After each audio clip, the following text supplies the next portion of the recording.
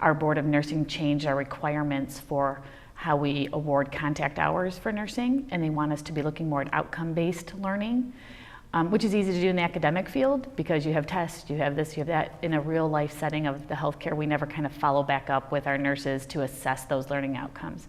So that's why I set it up as a two-part series. And so the new nurses were required to come to one session, and during that first session we did some didactic content along with case studies and interactive role playing.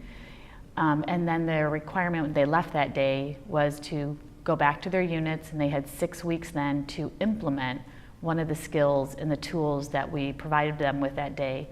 And then we brought them back in 6 weeks, and we had about a 45-minute open discussion period of what they used, how they utilized it, to get their feedback.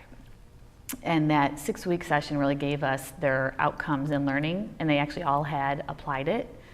I did do a pre-survey before that first session on confidence levels for 10 areas we identified of those difficult conversations, and then they did the repeat survey when they came back, and all their confidence levels went up on all 10 areas. So that was able to demonstrate to me their outcomes in that.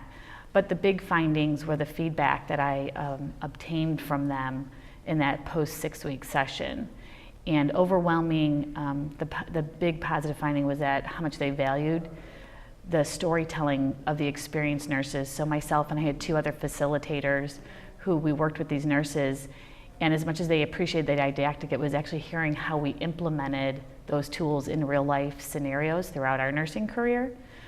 And they also really expressed the importance of coming back to talk to us, to follow up. Like, I tried this, but it didn't work. How did I do that? And so it gave them that real life communication feedback loop of how they could implement those skills.